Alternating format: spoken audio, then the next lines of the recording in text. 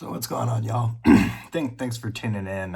Just a quick note before we jump straight into the interview with Grandpa. We had some technical difficulties, so there are a few awkward pauses and things where the video and audio didn't sync properly, so please excuse that. I'm going to leave the video running up until the lag starts to become more apparent. Just so you could kind of see the real people involved in the talk. It was a really great conversation I had with Gruntpa, so thanks so much for coming on. I really appreciate your time. And thanks for all the support, everybody. Really appreciate it, and I hope you like the interview. All right, so welcome back to another episode of the Citizen Hush podcast. I have finally gotten authorization to have a podcast without adult supervision. And tonight's guest is a very special person. He is a breaker of people, processes, and technology, as well as a black hole for good ideas and intention. I fucked up. A black hole for good ideas and intentions. Ladies and gentlemen, it's my honor to introduce to you the motherfucking Gruntpa. What's up, sir. man? I practiced that for maybe 30 seconds before we started talking here, and then it kind of lapsed my brain.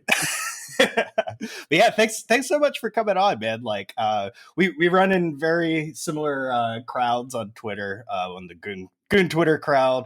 I think I'm more Goon Twitter adjacent, but depending on what I'm posting that day, y'all will claim me or put me off into the corner. It just depends on if I'm playing devil's advocate, if I'm allowed in either. So don't worry. They're a fickle crowd. Yeah. Yeah, for sure. Yeah, it's kind of like the Star Wars fans, like what is canon versus what is not. But tonight we're gonna be changing it up. Instead of kind of limiting this to just 10 questions, we're gonna start with some questions from Twitter that I've sourced. But to be honest with you, like, I'm really interested in your perspective on a lot of things that we're gonna be talking about. So this isn't a standard run-of-the-mill Trap House 10, and there might be some folks listening who don't know who you are from the YouTube side and what you do. So, like, one thing I'd love to just knock out off the gate is just kind of what's the origin story of Gruntpa? I graduated in a really small town. I think I graduated with a class of 48 people. Took me 45 minutes to get to school. I left there as soon as I could. I'm super thankful for growing up that country. You know, my stepdad was a 28-year game warden. You know, I had pet raccoons and bobcats and like 1 million dogs and hunted and fished, but it's kind of lonely. Like, I wanted to chase girls. I wanted to get out. So I moved to like bigger and bigger cities, ultimately joined the Army, made it into the infantry. Of course, I made it into the airborne infantry, which much to the derision of a lot of Twitter. I think I like to brag about being airborne, mostly just to upset others that aren't airborne. Did just like 5.5 years there, did initial enlistment, wanted to do security consulting. I don't know why. I just wanted to talk for a living. I didn't want to work. Looked at like FizSec consulting, got kind of into that some, but ultimately landed on an information security like idea and finished a degree. Got drafted into like a boutique security shop when it was young. And I've worked through there now where I am a boring middle manager, but mostly doing information security consulting. That's nice. Yeah. So one thing I've noticed is there seems to be a pretty steady pipeline of folks who leave the military and go into cybersecurity and infosec, versus like going into something like JavaScript development or back-end engineering. Why do you think that is? I totally know why it is. So the first is that it's still adversarial, right? Like, there's still a good guy, there's still a bad guy. I think that most people, I mean, at least when I was in the infantry, like, I will say that, like, it didn't really matter to me who the enemy was, obviously. Like, I mean, it wasn't as if, like, the Iraq War was about, like, America's freedom or anything. Even then, I knew that. I just wanted to fight. I think InfoSec's much like that, except there's a little bit more purity to it. Like, the people who are going after, like, my clients, I mean, they are malicious. They are bad. They are doing things. They're stealing identities. They're stealing data. So there's that. There's the adversarial nature to it. Plus, there's a lot of correlation. I mean, building a patrol base, setting up static defenses or security for like a fob or any secured area is the exact same as setting up, an information security program to like set up an enterprise. It's very similar. I use a lot of the same metaphors now when I'm teaching people about InfoSec. I tend to say words like key terrain. That just, I think, key terrain in the infantry being like areas that obviously are important to the mission or important to the area of operations. Same thing goes for like an enterprise.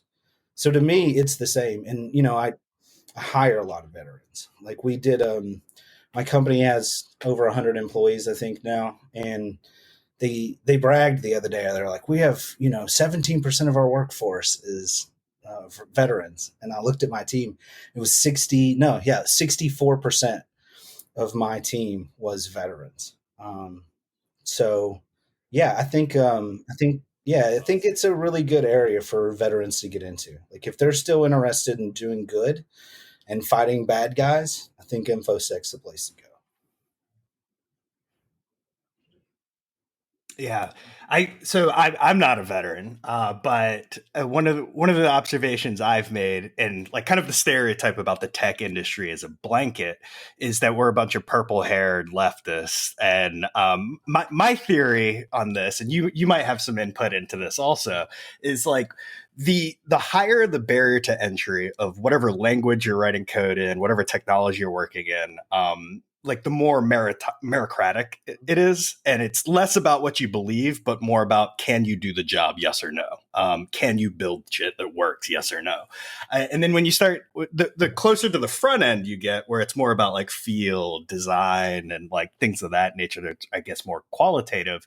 Like the barrier to entry on HTML, CSS is much lower, and so you get a lot more of those characters who come in and kind of represent all of us. So like the further into the back end machinations you get, the more like freedom loving curiosity and like liberty minded folks you start finding. Cause like I know for a fact that pretty much all the InfoSec guys I've met have been more in line with like the liberty minded side versus like having a Bernie Sanders 2020 sticker on their laptop. Well, and there's different like cohorts of the InfoSec like demographic. And one thing that like, I'm not a fan of these, and I've got on Twitter numerous times to talk about, like, we have like the hacker types, right? Like the stage, the con people, the guys that, they find one exploit, they turn it into a personality and a brand, and they go on tour for the rest of their lives just talking about InfoSec. Yeah. They never do it again. And if they ever do it, they do it poorly that I've seen. Because I've worked with some of those names, but they tend to be a little more charismatic and narcissistic, and then they tend to take on certain political beliefs that I find adversarial. But at the people who are doing like the blue team ops, or even the purple team, or just the real red team, like the real stuff that, they're not going to go on a con and share their TTPs with you, they tend to be a little bit more on the right of the spectrum. Mm-hmm. Or even off the spectrum, they're apolitical, like really they want to be left alone. Yeah. Yeah. Mm-hmm. That's kind of where I've landed when it comes. I try to prevent myself from talking about politics and also arguing with people on the internet. But ever since Pickle came into my life, I've noticed like not only my stress levels are much higher, but like I am getting sucked into internet arguments. Yeah. But he'll tag you in. Like anytime I do fights with somebody, it seems like he pulls me in. I'm like, dude, I was having a good day today. Like I don't want to talk to this guy with you. Yeah, and it's about something that's like completely irrelevant to my life, like the plight of the South African aardvark, and he's just like calling bullshit on everything. Yeah. I don't. I'll argue with Twitter. I actually that's how I got onto Twitter, was arguing, mostly gun control, which is now what I do. Like, I told Braxton the other day, it's like I'll get bored, seeing everybody talk about politics, and it's like my one thing. So I'll just go in there. I'll just search gun control, no replies, and just enter that batting cage and just start knocking them out on people. But that's the only time I like to argue. The rest of the stuff, usually it's like I just like to have fun. If it's not fun, I shouldn't do it. You do it for sport. I can respect that. Yeah, and folks always try to drag me into the gun control debate because like that's like my entire personality. Like, I'm just a guy who really, really, really, really, really fucking likes guns, and like I am not interested in the gun debate. Like I have left that table. Like it's not a debate to begin with. It's not a debate, right? And because yeah, exactly. Like I was speaking at that Guns and Bitcoin conference earlier this month. Like one of my slides is like the Second Amendment's where it's at now because we assumed this was a debate in the first place. We brought data to a fist fight, assuming that this was going to be a fair, rational dialogue. And now I'm more interested in like building parallel systems that make gun control impossible and doing things rather than talking about them, whether that's 3D printed guns or things of that nature. I like that approach. That's the Cody Wilson approach. Yeah, right? Like that's the exactly the crypto anarchy. Cody Wilson was on stage right 2 people before me, actually. He was probably my first Twitter crush. Like I kind of felt hard for him. Like I watched him on that and I can't remember the name of the British syndicated show, but it's like essentially like their news hour or something. And he went in there and just destroyed this guy. I mean, he's quoting Foucault and all kinds crushed him. I like the idea of crypto anarchy a lot better than I do any of the other anarchies. You know, I tend to think anarchists and libertarians, no offense to any present company, like it tends to just be a lot of wishing, you know, whereas like crypto anarchy is just like, I'm going to make you obsolete. I'm just going to cut you out of my life. Like you can't do anything about me now. Like I'm just going to become a free man. Yeah, exactly. And I use the libertarian banner as just a shorthand to not have to explain what I mean by things. I'm just like, libertarian's probably the closest thing. You know what that is. That's what I am. Just think of it that way. And like, I just generally have no interest in having conversations about politics. And like, I just send them down that Wikipedia wormhole. And like, that's more or less what it is. Well, it keeps but yeah, crypto anarchy keeps being thrown into like one camp or the other, right? Like you don't have to be a maggot or a libtard, right? Like I'm a libertarian. Like just leave me out of it. Yeah. I like it. Yeah. I want gay people to be able to smoke weed and shoot fully automatic weapons in peace and keep their money. I can totally be fine with that. Like the only problem I have with it is I feel like it's inevitable. Like somebody's going to legislate their morality, and I've just kind of reached the point where I'm like, it might as well be mine. You know, like I'll use the state against my enemies now because that's just what we do. But yeah, I do want people to be more free if that could only happen. Yeah, for sure. And the other thing with like, I'm like Liberty Twitter adjacent also. And like my problem with like the libertarians and minarchists is like any line they draw that's acceptable for government just seems completely arbitrary to me. Like I'm so, well, government always grows. Like why not just get rid of it altogether and develop parallel systems that replace its function? And that's kind of like what the onus was as far as getting involved in building things that make the state obsolete versus trying to fight within the confines of this public dialogue. I guess. I do think 3D printed guns have rendered gun control entirely obsolete. I mean, you can see what it's doing in Europe. Absolutely. You know, thankfully, you know, we don't necessarily have to rely on that. So there's like 350 million guns in America right now. And they're pretty durable assets, but yeah, I mean, there's always a fallback now. I mean, and it looks like the stuff you guys are creating is robust enough that, I mean, I saw where they're even rifling barrels, which I found to be quite amazing. Yep. Through ECG. That's nuts. Because that was always the issue. I was like, straight up. Yeah, that's cool. Yeah, just straight up using electricity to rifle your barrel at home in a Home Depot bucket. I think it was Ivan who gave a talk at the conference earlier this month about this process. I think he's got it down to where you can rifle a 9mm barrel in about, I think it's down to 2 hours now using a low output energy source and then just like pipe or steel rod. Yeah, it's phenomenal. But this isn't about 3D printed guns. So before I digress any further, let me keep going down. So my next question for you, man. So we mentioned pickle and like and we also mentioned, or rather alluded to, your time in the Army. Pickle had a really good question that I'd love to hear more about. So Pickle wants to know, what's the lesson you learned from the Army that has the most effect on you today? I think, yeah, this is going to anger people that are in the Army. So the best lesson I learned is actually, it's not official Army doctrine, because the official Army doctrine is like mission first, people second. And from my experience, it's the opposite. Like, there's always going to be another mission. You're not always going to get your friends back. So I'm real heavy on taking care of people and subordinates.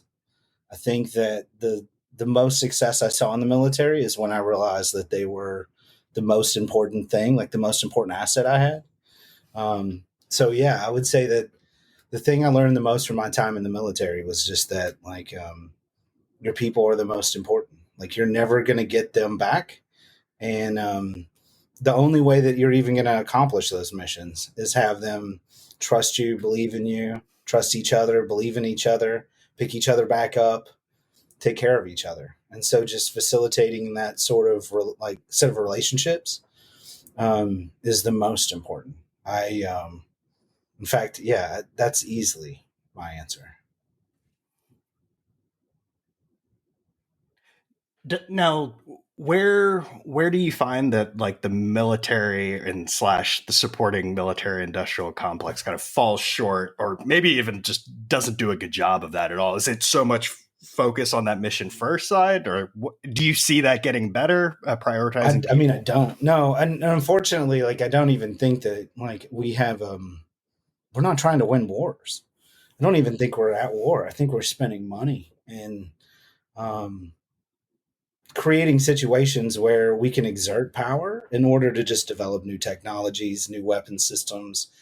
Just it's spending money. I mean, I'm not an anti-war. I mean, I I think that the government and the military at large is not interested in taking care of people. I don't care what they say. I mean, it's been from my experience. Like, this is probably, I'm not violating any NDAs here, but I can tell you that there was a time when I was in Baghdad. Laura Logan, I mean, I hope this isn't going to be somebody's scoop, but Laura Logan came to look at we found a kids' orphanage in Baghdad. We found out that it was like a special needs kids orphanage. Like, these kids were being starved and just not being well taken care of, and we knew about it. And we called up to hire, said that we needed some humanitarian relief, we needed some help, we needed some trucks, we needed some medics, some doctors, and they told us to wait until Laura Logan could get there. And Laura Logan was great. And again, like, this has nothing to do with her, but I watched that. We waited like an extra 2 days so that we could get it on film. It's kind of a big show. I think that, yeah, the military has a selection process too for officers, and the officers that value their soldiers first and not the mission and not the politics, they're selected out. They don't make it to the top. I don't see how you could. I do think that special operations forces have a tighter community and a better setup. It seems to me that the officers and senior enlisted that make it up through their ranks tend to care more about their soldiers, but they're always going to be a small part of the military. I mean, they do a big part of the mission now, but they're really, numbers wise, a small part. And so, yeah, I don't think it gets better, unfortunately. And seeing how, like, political the military's gotten since I got out, I don't think it's going to get better. I don't know how it would. There's no impetus to make it better. I mean, maybe one day we get into a war with like a near peer adversary or something and actually have to fight and pretend to fight again, but not with the current setup. I'm afraid we're just kind of maintaining an empire with it. Yeah, that seems to be like the trend for, like, so when you talk about the government and the military doesn't care about people, like fiat, like on the crypto anarchy and the cryptocurrency side, like on a long enough time continuum, all fiat currency goes to zero and then when you look at that on the political side, like on a long enough time continuum, all states go back to tyranny, and like it's the people who always get fucked, and that's the unfortunate reality of anything the state gets its hands involved in. And like some of the best people I've met in my life have came from the military, and like just watching how the machine just kind of chews people up, like on the bureaucracy side and the politics side, it's disgusting, to be honest with you. Like I hate it, and I hate the state. No, I don't blame you. I think that, you look at like the monetary policy, people, there's all this, this propaganda, right? Like get your 401k, save your money, buy a house. And then they'll just wipe you out, right? Like they'll just wipe you out, take your stuff. Like, same thing goes for like the military, that you're almost used like a Kleenex. Like they need you, they use you, they throw you away.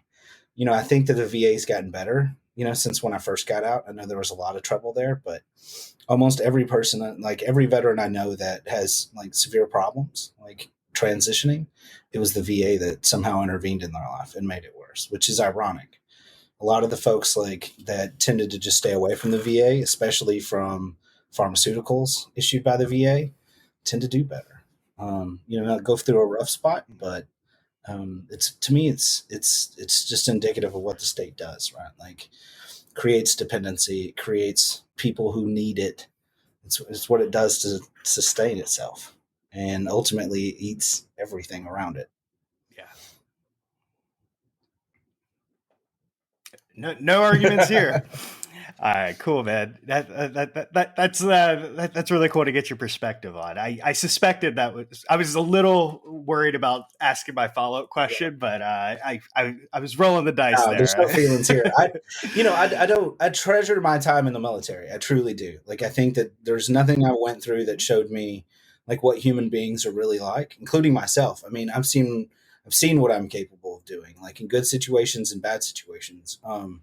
It was really valuable to me, but overall, I didn't come out of there thinking like that America loved me and that the United States Army is great about taking care of soldiers and people. It's quite the opposite, actually. Yeah. Yeah, it's terribly unfortunate. Well, before we go any deeper onto the anti-state, which I think is going to be a recurring theme here tonight, but going into the next question, Warpath Actual on Twitter wants to know. I notice he plays devil's advocate on Twitter a lot. Is he a troll, or does he just enjoy the spirit of argument? I think you alluded to this earlier. Yeah.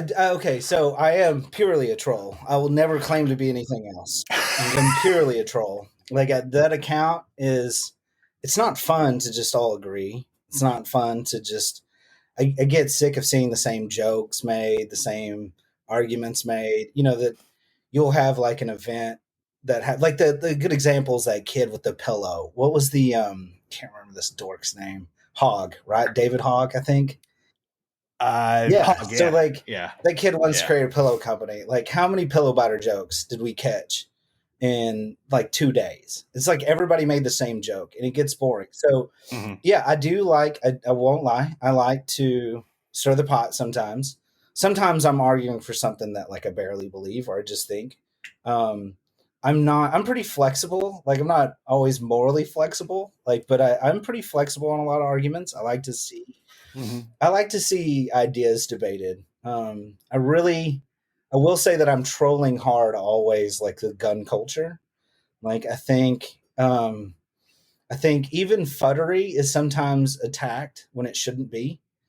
Like so like, all right, 40 Smith & Wesson, right? Like 40 Smith & Wesson, I get it. Like all handgun calibers are terrible. But mathematically, if 9mm is good, 40 Smith & Wesson is better. Like it has to be. Now, capacity aside, ballistically only, it has to be better. It's pushing more weight at the same speed or faster. Same thing with shotguns. Like we do this shotgun thing like periodically where we say shotguns are terrible for home defense. And they're not as good. They're not ideal. They're not terrible. There's lots of people who've been like shot with a shotgun trying to break into someone's home. Like it's actually really common and it works, So I like to troll the gun community. like big time. I think that there's a lot of like groupthink. Like everybody has a 13.7 AR with an LPVO. Like everybody has the same gun all the time, same setup. People are buying plate carriers, don't even know why. Um, so yeah, I like to troll that, but I mean, truly, I like to see the best idea win out. I think I see one thing constantly. I'm like, I'm just going to go against that. I'm going to say the opposite of that. Like, I have a contrarian nature. I don't have a lot of school spirit, I guess. People with a lot of school spirit are the folks who take student government seriously and then grow up and become Nancy Pelosi anyway. So you're Yeah, I good. mean, one of the things I hate the most is just like I grew up in this like class of like our school of like shooter preference is what we used to call it. Like, in the infantry, like we were all issued kind of the same gear, and it sort of had to follow like certain principles, mostly for like the uniformity of like tactics. Like you had to mark your IFAC and such. Everything else was the way you wanted it. If this is the way you want to go to war that way. And so I'll see that a lot. Like people will say, well, why do you have that? And this is dumb. Why are you carrying that? Like this is AR15.com says you shouldn't. And it's usually, people who don't really seriously shoot, like they have like, and no offense to anybody with anime avatars or anything, but it's usually like some 19-year-old. Like the good example is like I had a EOTech 512. I bought it when I first got back into shooting again about a year and a half ago. And, I carried an EOTech 512 the entire time I was in Iraq, and like the entire time. And then afterwards, jumping out of airplanes, going from, date palms in Iraq at like 120 degrees to like Afghanistan where it's cold in the mountains. Never had a problem with it. Some kids like thermal drift. What do you know about thermal drift? Like the EOTech is terrible about that. And it's, yeah, like two people had a problem with thermal drift on EOTech, but now we all have to talk about it. So yeah, I like to troll, I like to argue, but I think there's some purity to my beliefs. Like I would say I still have I still have some things that I believe in, but for the most part, yeah, I don't think that anybody's got it figured out. And I like to see them argue over it. Yeah, I think trolling is a perfectly valid function in society. The philosopher Karl Popper? No. Should I? So he's really good. He's really good. I'd definitely check out the Wikipedia entry. But he's a philosopher of science, and he had this. He's most known for this idea of falsification, where he's like, science. What makes something objectively science is the fact that it can be falsified and proven wrong, and repeatedly done so. Anything that can't be falsified is not scientific, and so like being able, that's kind of like a core function of science, being able to break things, prove it wrong. And like to go all like ivory tower on this, like Karl Popper is kind of like the academic troll, and like he's the one who makes trolling a legitimate function in society. No, I mean that is, I mean, you screwed up my bio a little bit earlier, but that's my entire intent behind it is, I don't have like the best idea. I never do, but I'm pretty close to almost always breaking yours, Like I've got a weird unnatural gift where you can tell me your idea or your plan or what you're about to do, and I'll be like, yeah, that's where it's gonna go wrong. And pretty prescient on it. Like I'm not trying to brag, but that's sort of how I got my job. That's how I kept myself out of trouble a lot because I turned that gift against myself all the time.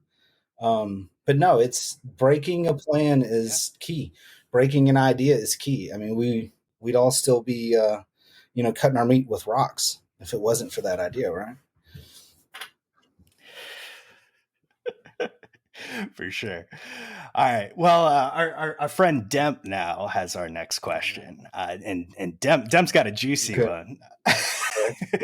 Demp wants to know why is he so thick? Calories.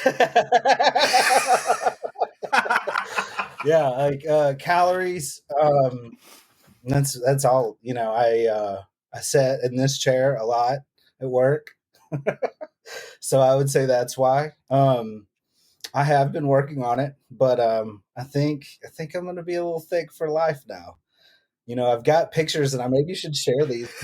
Thick Yeah, I boy. think I should share these pictures from when I was a kid. But like, I used to be rather scrawny. I graduated high school at like 135 pounds, so like I was already bigger than Dip when I graduated high school. But but in the military, I'd run, I'd lift, I'd eat all the protein I could. I would take all those like near steroids. Never helped. I capped at like 180. But as soon as the judge was born, I got into like kind of sedentary lifestyle, and yeah, now I'm thick. I think that like I don't know. I think that that's like of the dad bod. I definitely have a dad bod now. Thick boy gang Right. gang. So if let's say I'm gonna ask a question on Demp's behalf. If so, Demp seems like a textbook hard gainer. If Demp wanted to become a thick boy and join the thick boy gang, what advice would you have for him? Lift heavy. Don't go for reps. Like lift heavy. Go for max gains. 10 eggs in the morning, probably. Like meal replacement shakes in between. Lunch, more protein, maybe a whole chicken. And then night before you go to bed, probably eat like two large pizzas. I want to see Demp go on like a 30-day challenge to try and become a thick boy Demp. Dim, I mean, it's funny because Dim's like scrawny. He drinks Bud Light, which is like water with alcohol in it. Like there's not very many calories there. And the kid smokes like a pack a day. Like you're not, I mean, that's a lot of, nicotine is a stimulant, right? Like, I mean, I'm not a doctor, but I think it is. Yeah. Like if he quit smoking and he drank like, a real beer, like something with calories, he might actually gain weight and become a man one day.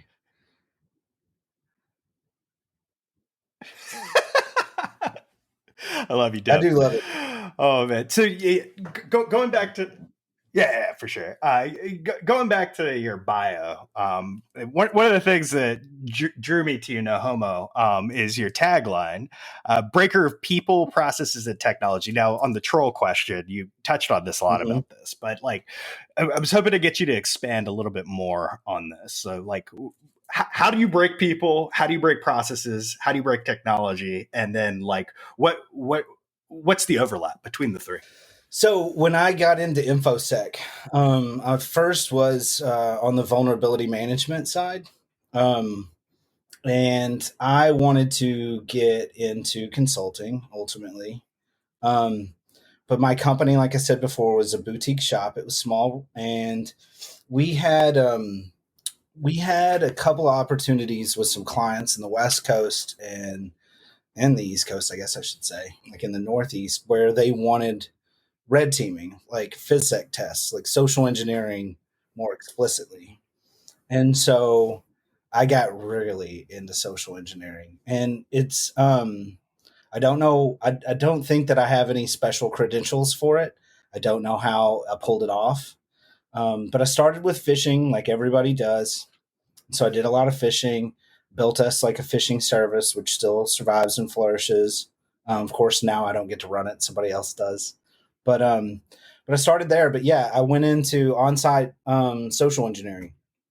So I got into breaking the people really, because I'm not a technically gifted person. Like I can hold my own, right? But like I told you before, like I'm kind of a Stack Overflow like kind of hacker.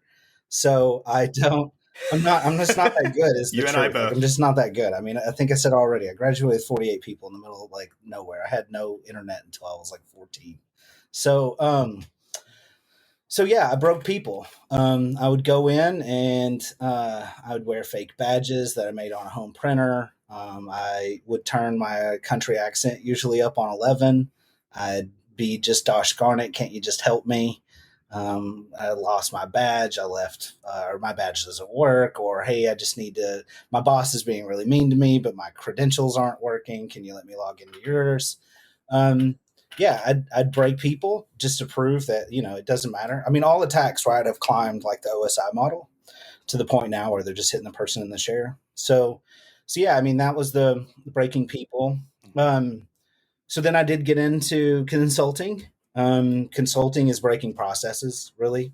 Like, most people think information security is like a set of protocols, is a set of technologies and firewalls, but the truth behind it is it's always the processes. Like, security is itself a process with many sub processes.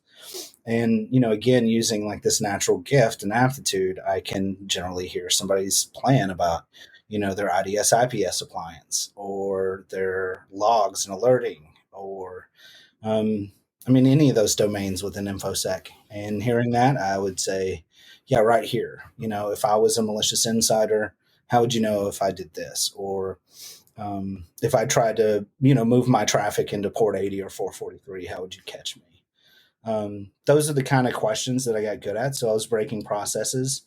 And then, what I'd say I have probably the most limited knowledge in, unless we're going to talk about within like the physical world, is breaking like tech. I've broken a lot of weapon systems within the military, broken myself included. And yeah, so like, I think it's apt. I liked that bio. I've held it for a couple of years, but I've broken people and processes and technology. And I like it. I like it because, again, I think there's always, if you break something, or even if you've just made the plan on how to break it, you've made it better. With the clients like that I have now, like, that's what they pay me for. Like, they pay me to break their plan and then say, okay, well, this is how I did that. Now here's how you'd catch me. This is, especially with the social engineering pieces, I would always do out briefs. I'd always go back on site and just say, like, you could have caught me if you'd asked more questions. You could have caught me if you'd have followed me around, and you could have caught me if you just said no. The problem is most people want, especially my clients, I work in a very specific realm of one market where people are very helpful. And so, like, I took advantage of their courtesy and their niceness. That's awesome. So let's say someone was listening and they wanted Daddy Gruntpa to break them. How would they go about signing up? Yeah, I think the best way to like get me to break you is just tell me your plan. Like, just tell me what you want to do, and I'll turn it on immediately. What vehicle are you taking? Like, what are you gonna wear? I'll take anything. Like, I usually can find the thing. It doesn't take me that long. On the topic of social engineering, remind me after we stop recording, because I'm not trying to get in trouble. One of the projects that I ran, which is actually how I became Twitter RC Cola Twitter famous. Okay. my entire Twitter account started as a social engineering experiment. Okay. Yeah.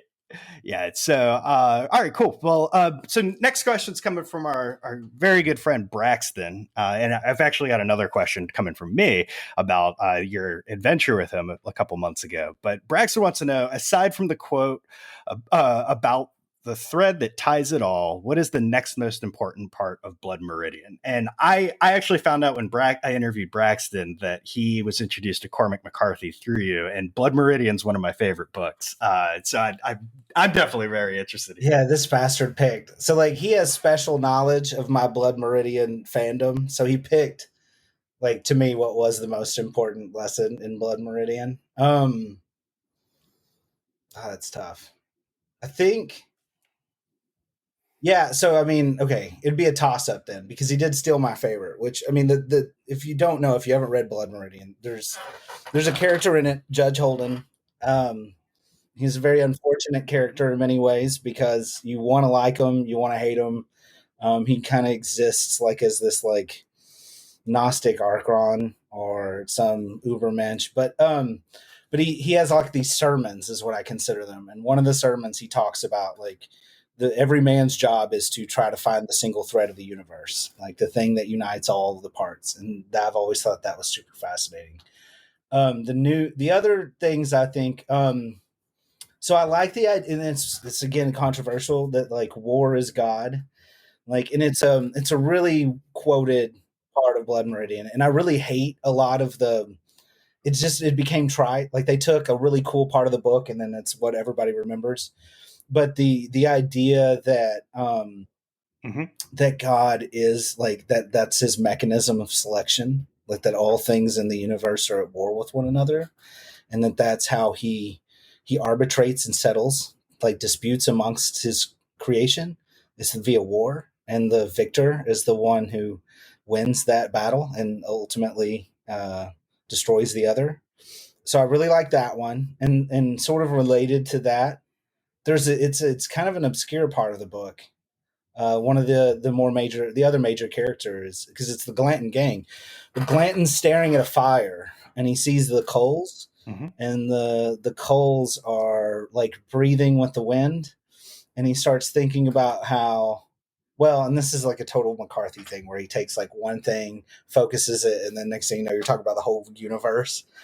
But he says that like that fire was just like any fire, like the fire that's within all men, the first fire, the last fire, like every fire. And the idea there that like the universe is ultimately like just one fire, like and not just like in the classical sense of like oxidation, like, like wood burning to ash, but the Big Bang is this fire. And then like when the fire burns out with like the heat death of the universe, right? It's like when that fire is extinguished, that's the life within us all. Like, your mitochondria are these fires that kind of propel you through the universe too. Like, so yeah, I like those two. But I do think that like I'm going to talk to Braxton about it's like besides ice cream being sweet, like what do you like about ice cream? Yeah, it's not really fair. Yeah, if anyone's listening to this and they haven't read a Cormac McCarthy novel, I highly suggest you do so. So the first time I ever read or listened to Blood Meridian, I was on a 10,000 acre cattle ranch, hunting hogs for 2.5 days, I think. And I don't know, like listening to Blood Meridian in the middle of the woods at night with a thermal scope just hits way different than reading it curled up in a that's kind of the best way. Like you're extremely lucky for that. Like I did it on my family's ranch in Texas. It's like when I first touched it, and I also listened to it first before I read it. But yeah, I mean, you just said like for the people that haven't read Cormac McCarthy, like you poor ignorant savages, the best author that's ever lived. I don't care. I mean, Solomon maybe, who wrote like Ecclesiastes and all the really good parts of the Bible, like maybe he was better. Like I still think it's debatable. I think Cormac McCarthy is the best. I celebrate the dude's whole catalog. I really, really like him. But Blood Meridian is the best book ever written, easily. I have a big crush on that book. Yeah. In that audio book, I believe he's still alive, right? He's still alive. He's just crazy. Like, I mean, I think in Texas they call it like crazy as a stomped ant. Like the dude is just, I mean, he's super weird. He knows he's talented and great. He gives like no interviews. He gave one, I think, for the New York Times, like way back in like the 80s. It's also great because it shows how just weird he is. But yeah, he's a strange dude. He hangs out with like a bunch of scientists. You know this? Like in some institute out in the desert. And he just, I think he just gets high on shrooms with those dudes and talks about big thoughts and ideas. And then I will say, if you're going to do, so you can't go hog hunting on a 10,000 acre ranch with thermals, but you should listen to the Richard Poe audio, like the Audible's got it. Like that's the way to go get it. I think even YouTube has it. They've ripped it. I found it there. People need to go right now. Just, yeah. Okay. Go ahead. Sorry. I'm Googling it right now. Oh, that's great. All right. Oh no, cool. I've got that bookmarked for later. All right. Now, next question comes from Shanti Ananda. They want to know, do the rumors do justice to his exploits in Bangkok? And to be honest with you, I have no idea what this question's about. So if you could give me some context. I've never even gone across the Pacific, so I wouldn't even have any idea. Like, okay, I wouldn't go to Bangkok. I'd totally go to Bangkok. and I would try to like my best to come up with like or do something that would be worthy of tale. But yeah, I don't have any exploits in Bangkok, unfortunately. The Hangover 4 Gruntpa Breaks Bangkok.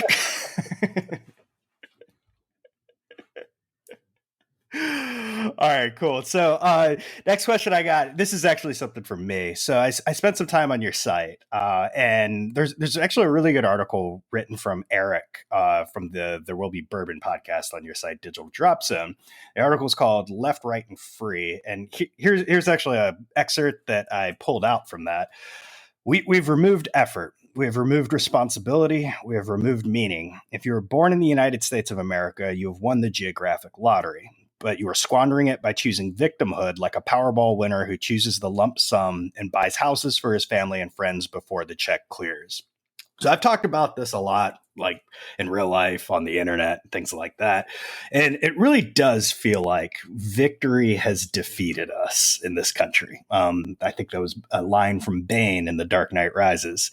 And I feel like a lot of people resign ourselves to this idea of, oh, it's civilization's problem. There's nothing I can do. It's just the course of history. And I have some thoughts on this, but I'd love to get your thoughts around what an individual can do to avoid victimhood and avoid falling into this trap of resigning themselves to this quote unquote course of history. Yeah, okay, so I will fortify the idea that civilizations like they go through cycles. Like anything involving people go through cycles. And we're in a decadent cycle. That's what he's talking about, right? Like we have everything afforded to us. I mean, I've made the joke, and others have, about the people that are like really impoverished in our nation tend to be obese. Like they tend to still have all the things that they need. I've seen really poor people abroad, and they don't look like our poor people. They don't act like our poor people. So I do think that like we are extremely decadent, and I think that it's easy to fall into some of the traps that a decadent society creates. And I've fallen into them, like, I mean, just let's talk about like being overweight, right? Like we've got calories galore around here, and it's easy to consume them. It's easy to not exercise. It's easy to also just get stagnant. I mean, you don't have to learn. Like there's a piece of parchment hanging behind me. I know a lot of people that go and get these and then they're just finished. Like they never learn again. They never enter another classroom. They never read another book. They never have to do that. And I think the best way to do is to do a lot of self-examination and try to figure out where it is like you're going wrong or you're failing. I went through like kind of a dark phase. I think it's easy to do, especially if you don't have like a lot of faith. I know a lot of people that have a lot of faith, in like a community. And I think that they have bulwarks against some of this nihilism and some of this like cultural despondency, this like doomerism. But then the others like me who don't have that, like who don't have a lot of people, who don't have some religion or something to kind of ground them. Like it's easy to just think of like, it's all meaningless. It's all stupid. I don't need to work. I don't need to care. And the truth is like, even if the universe is meaningless, it doesn't mean you can't find meaning. And so I think that the best thing that people can do is try to find that meaning, trying to find a reason to go do something, to go meet new people, to go outside, to learn a new hobby, to experience something different. I think that it's, like I said, there's a lot of young men, especially in our corner, it seems like that really, I think, need to get this message. And I know I needed it. That's why I really like Braxton's book. I think Braxton's book would have been really good for me about 4 years ago. I mean, it was really good for me a year ago, but yeah, that message that, you've still got a lot to conquer. There's always something out there. Like even with him, I mean, he got over something that's tremendous, and anybody else would have just been like, they told me I couldn't walk again, and now I can. But instead, like, look what he does with his life now, and I think that's the key. That's how you get out of this cycle. Yeah, you alluded to this idea of like we're living in a decadent stage of civilization. There's actually a really you may have read this, but there's a book called From Dawn to Decadence that's Really? about that, about like the course of civilization and like the patterns that they follow. I had to read it in college, like 15 Okay. years ago, but and it talks about like the end state of civilizations is marked by decadence. And I think I was talking to Clay about this, where I was like, I lived in Costa Rica for 2 years, and poverty there is very different from poverty in this country. And like the kids in the hood here in this country still got Yeah. Xbox, dog. Like what? Yeah, I Yeah. think another book that kind of hits on this, and I like the idea. I think the book was not as good. No offense if the author sees this, but the Fourth Turning is like this, and it talks about those cycles, those generational cycles. And usually, all it takes is something bad to happen. Decadence does breed, Mm-hmm. irresponsibility, and irresponsibility tends to cause catastrophe, and then we all start over.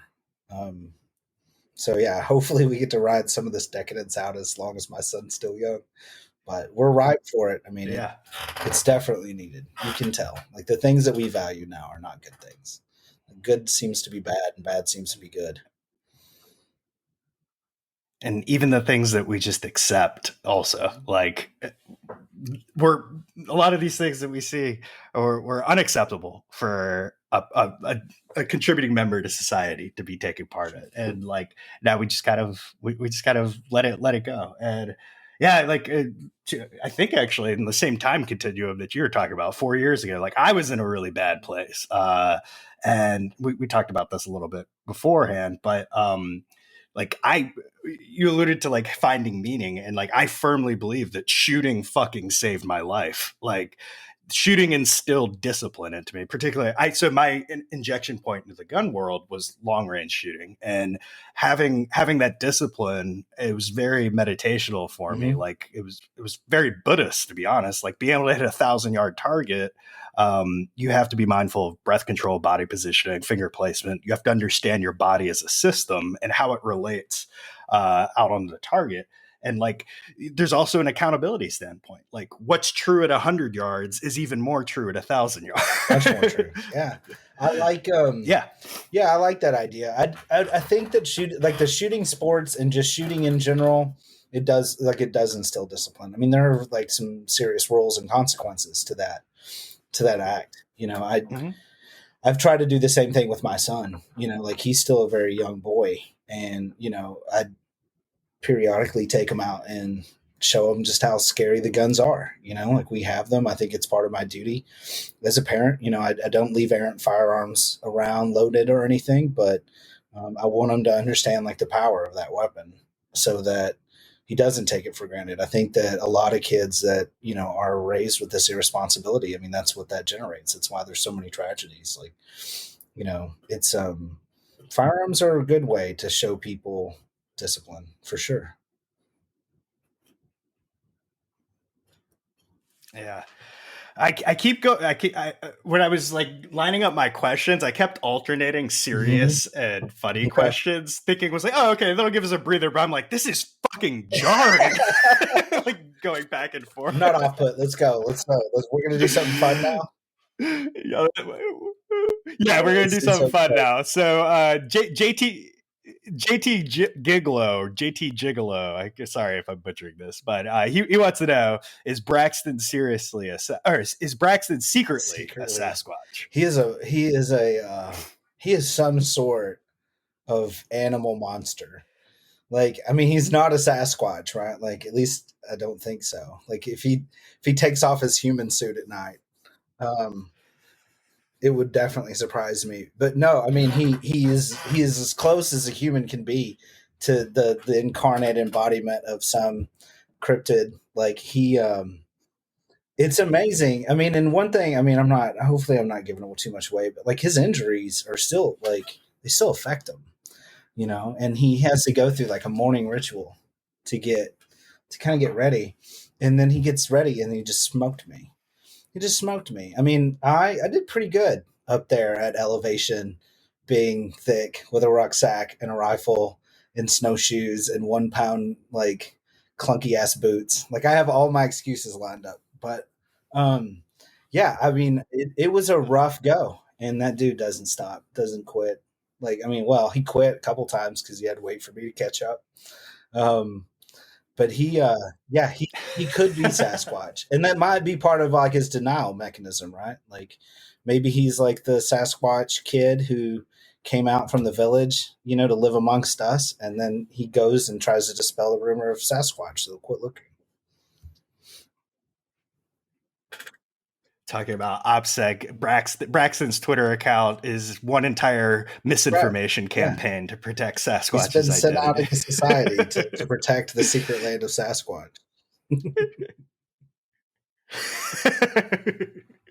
So yeah, I've been fortunate enough to I've been spending quite a bit of time talking with Braxton these last couple of months, and like I'm lining up to try and head out his way to go on a hunting trip, and he's trying to come down to Texas to go shoot some hogs with me. And so you recently had a wolf hunt with Braxton. I think it was like 8 weeks ago or something like that. So like the end of February, beginning of March. Yeah. Yeah, I remember I was following that thread as it developed, and I talked to him about it when he came on the show, and it sounded like y'all were on wolves for a few days, but like ended up striking out. Which I mean, that's part of the game. Like I went out last night and I struck out, and first of all, did you grow up hunting? I'm assuming you did. So yeah, I had great. You know, because my stepfather was a game warden for so long. I mean, for 30 years almost. Yeah. We had keys to every place in our county and like the surrounding 3 counties. So that's like all I did growing up was hunt and fish. But you know, the hunting in Texas is much different than the hunting out west. It's very different. Oh yeah. And it's funny because Braxton sold me on this wolf hunt in like November or September. And I kept having to put it off because I was trying to move and trying to find a house, trying to move. And finally, he got me locked in, and he was like, you know, we're going to go in February. We're going to do it in February. So it's like the end of February, and I showed up, and we're driving back from the airport. And he's like, so now it's like for me to tell you, like, wolf hunting is like the second hardest hunt in Idaho. Like the first one being mountain goat, which I mean, mountain goat. But like, and he's like, and the hardest season or the hardest time to hunt them is now. Like, sweet, you know, like, so it was a very tough hunt. But yeah, I grew up hunting, and we were on them. But I mean, being on them is like, I mean, to say that you're approximate to wolves, which are a fairly nomadic creature that covers hundreds of miles. Like he was talking to me and another outfitter, like some of these tags, you know, these collars that they put on them, you know, their range will be like 500 miles. You know, they'll cover like an amazing amount of territory. So yeah, being on them means that like we were in, well, I guess would be like the state of Delaware, you know, next to them. But yeah, it was an interesting experience.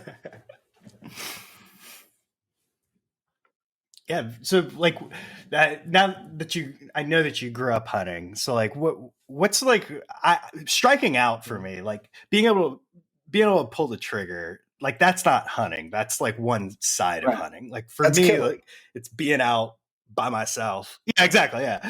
And like striking out, you learn a lot about yourself also. You learn a lot about first time hunters who you might be friends with and they've never been before. You take them out and like everyone thinks like, oh, you go into the woods, you shoot something, you bring it back and you're good. That's how it works. So like what are some of like the interesting lessons that you've learned throughout your life hunting? Yeah, I think, I mean, you really hinted at the first one, which is just that like it's hunting, it's not killing. You know, like grocery shopping. You don't get to go and just pick one, you know, and shoot it down. That would be the first one. The next one is like a lot of the best experiences are typically the ones that are the most miserable. I think Ranella talked about this, and I'm just going to be ripping him off because high quality fun. Yeah, exactly. Like, I mean, this sucks so bad, you know, like this sucks great. A lot of the best experience I have with that. Same thing with like the camaraderie, like the culture around like the hunting camp is different. I mean, it's like a locker room type humor, but at the same time, like there's a lot of sharing, because somebody forgot something or somebody wants to try that. I really liked that growing up, like the deer camp is a cool place to be. Also, like, I think you alluded to this earlier, just like you learn a lot about yourself. It's real easy to walk out into the woods and quit, right? Like, it's like a run that doesn't have a finish line. You can easily just stop, and say, "Oh, I went hunting." And most people are like, "Cool, man, you went hunting," but it's, yeah, to stay in and to stay hooked and to not give up and not quit, or even sometimes not to kill something. Like, I've gone on a lot of hunts, it just didn't feel right. I just didn't want to shoot that one. Thought there would be another one, or maybe I don't know. I just didn't feel it that day. I think those are important things to take away, because yeah, it's more about the pursuit than it is about the outcome. Everybody wants to have like that picture of like this great buck or this huge hog or, some wolf. Like, I mean, I'm not gonna lie, man, I wanted a wolf real bad. I didn't get a wolf, but I wouldn't trade the experience I had for anything. I really wouldn't. Like, it really did. I mean, this sounds really trite, but it like changed my life. I haven't hunted really since the war. I've killed 4 deer, a couple coyotes, stuff like. I mean, and those were all just like. I mean, they were like drive-by hunts. Like, I wasn't really always out hunting, but like since the war, I didn't really hunt much. I went on dove hunts. I mean, just real casual hunting. I didn't really hunt. And going back out there with Braxton really, I mean, it kind of turned me back into it. Like, I have like 2 passions now. I have like gun runs and hunts. Like, those are the 2 things I want to do. That's awesome. That's awesome, dude. Yeah. It's, I usually, since here in Texas, and you know this better than most, I usually take the summers off just because I got this sweet, sweet ocean Mexican blood and the mosquitoes won't leave me alone. And then also like, I primarily do night hunting too. So like I'm frying my retinas and thermals and like it's there's a lot of disappointment to deal with in the summertime when you're going out here in Texas, and it's learning how to deal with disappointment. I think is another big one too. Like I usually tell new hunters like 50-50 odds something shows up. Like we could do everything right and things just won't be in the area. It's I haven't actually done the math on that. It feels like it's less than 50-50. No, yeah. And I want to, I'd like to hunt hogs at night. I never had the opportunity. My old man lives out, like, he's got about 140 something acres in north central Texas. And then the current situation, we still have about 2 5,000 acre ranches, like, that are adjacent to ours. And I've recently joined the nighttime gang. Like, I have a set of PVS 14s. Oh yeah, nice. And I've got them all.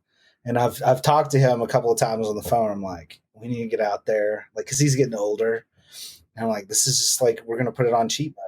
Like, he's got like a couple of food plots that I know that they want to hit. And I was like, we should just drop the fence on those things and like let them come in and never get out.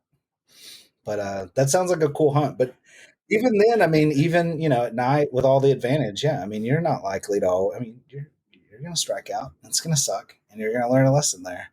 And sometimes you're going to think you did everything right, and then you're going to realize you didn't do something right. There's one thing you didn't do, right? Like, you came in off the wind or something, like you made too much noise. There's always a lesson, I think. That's why I like hunting. Yeah, I totally agree. Yeah, dude. If you're ever in the Central Texas area and you want to go hop on some pigs, let me know. This fall, I should have a second pulsar to have for buddies to bring along. So anytime you want to come out, we can go put some pigs. Don't threaten me. It's a good time. I'll do it. Yeah, we could actually try to get it aligned so that you, me, and Braxton can go out and do it together, because he's actually never done a hog hunt, and it's one of his bucket list items. So I was like, dude, I mean, I killed 30. So I trap hogs also for the state of Texas, and I killed 30. I killed 38 in December. I was like, dude, like, you're talking to the right guy. I think so. No, that'd be cool. All right, cool. Next question is from Tenet M5, and he wants to know. Oh, this is me going back, alternating silly and serious questions, but he wants to know: cargo shorts, yes or no? I am, again, like, this is a shooter preference question. Like, if you're trying to get chicks, probably shouldn't wear cargo shorts now. It's a pair. The only people, listen, the only people that hate cargo shorts are women and Brink, and I'm not sure that that's a distinction. You know, like, but they manage all the fashion. Like, they get to make all the fashion decisions. You don't. They decide what's cool. You don't. But if you're not going for chicks, man, utilitarian. Like, they're a purse on your legs. You can put more stuff in there. You can carry a lot of things. Like, I don't own cargo shorts because I have women in my life that wouldn't allow it. But I used to, and I loved them. I miss them. I miss them dearly. But yeah, now I don't have that. I have to hand off all my things or to carry my phone in my hand like a savage.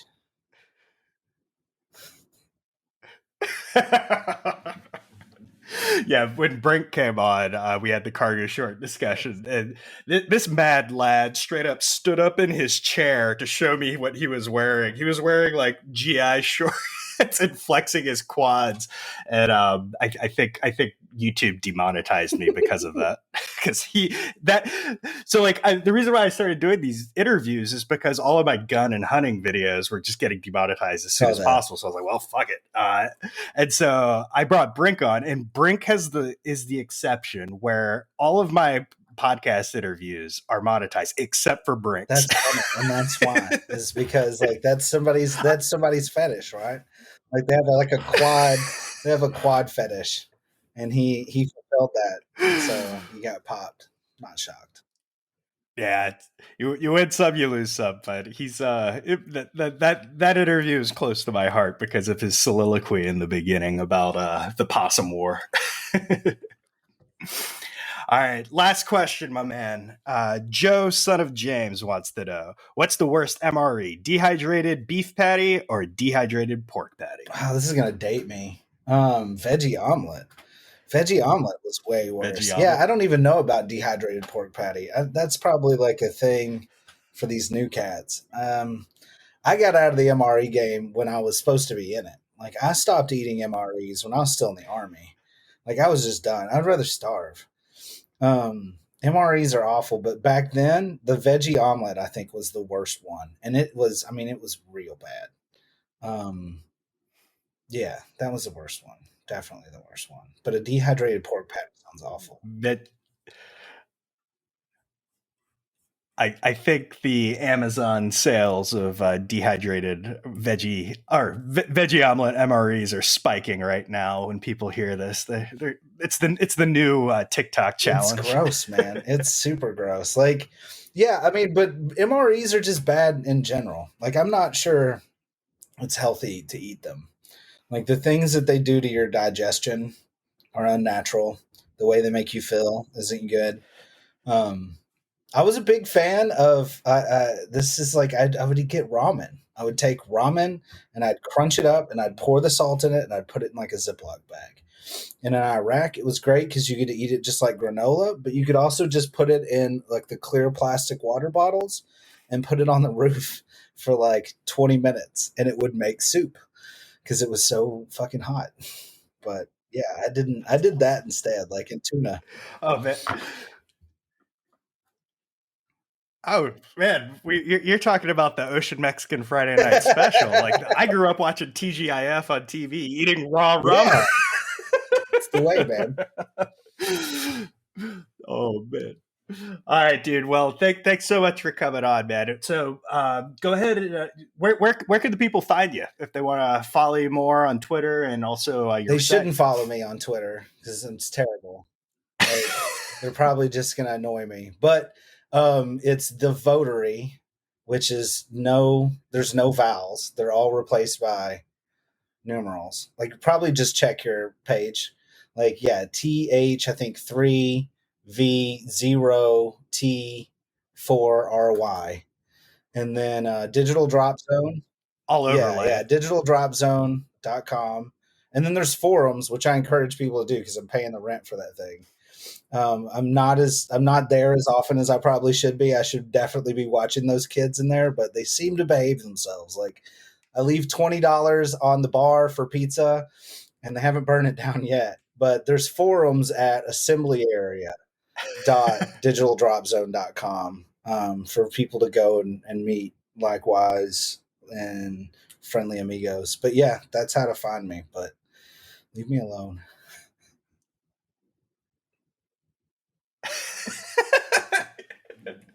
All right. Well, thanks so much, man. It's great learning from you and talking with you, dude. You're a sharp guy. Likewise.